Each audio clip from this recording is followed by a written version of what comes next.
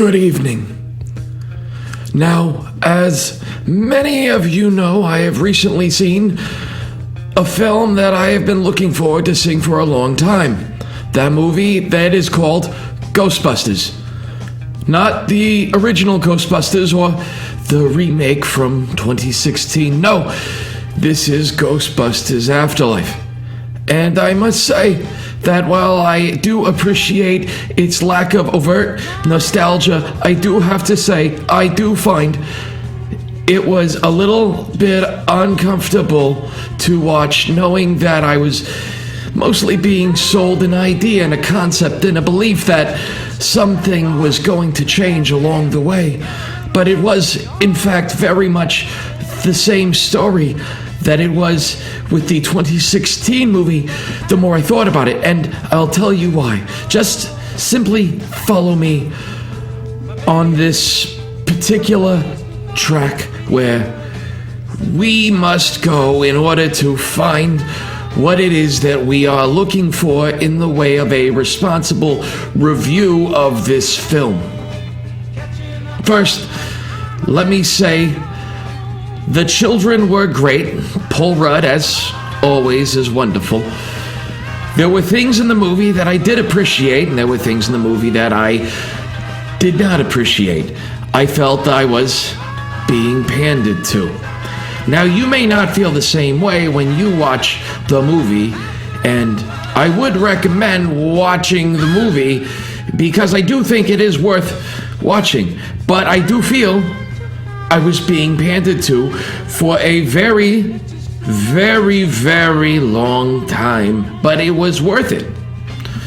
Let me explain. The return of Harold Ramis at the very end touched me. I cried, knowing that the director is also the son of the late director and star of the original film. And for me, that was important knowing, because it brought an air of authenticity back to the film that you didn't get in the 2016 version starring Melissa McCarthy.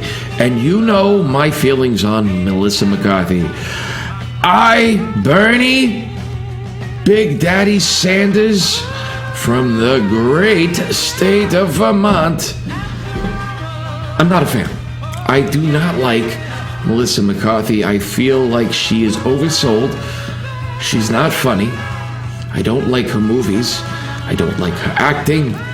And I feel like as Americans, we are supposed to believe that she has a voice we should listen to, but we shouldn't. She is a terrible actress, and that particular Ghostbusters movie was shit. It was absolute shit. You know it was shit. I know it's shit.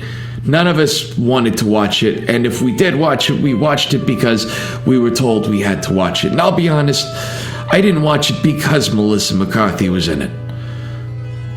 Anyway, I digress.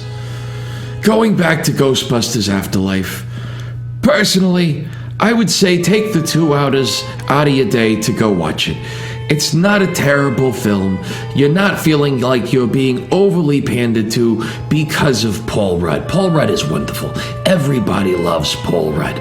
I will tell you that if you stay towards the end, it is very rewarding if you do get into the nostalgia portion and you miss Ernie Hudson. Spoiler alert, I think there may be future endeavors of the Ghostbusters that I think people will be excited to see, especially with the potential return of Ernie Hudson. Everybody loves Ernie Hudson. Everybody. Really, when you go back and you think about deep fake videos as entertainment, you should consider putting Ernie Hudson in everything. Everybody loves Ernie Hudson. But instead of Ray Romano and his mother and his father, it's Ernie Hudson. Ernie Hudson's great. Everyone loves Ernie. See, it works. Everyone loves Bernie. Anyway, Ghostbusters Afterlife, you get a return of Sigourney Weaver. That's cool. You just stay for the end of it. It's good. It's good.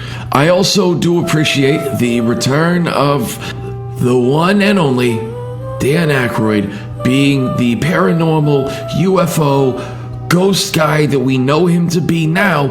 I think it's important that we get him back. Maybe we bring in Dan Aykroyd, and maybe he works for Ernie Hudson. Maybe that's how it works. And you have those two guys. I don't need to see Bill Murray in it again. We got the picture. He's with the original Zool. He's with Dana. It's awesome. Things are perfect. Dana's back.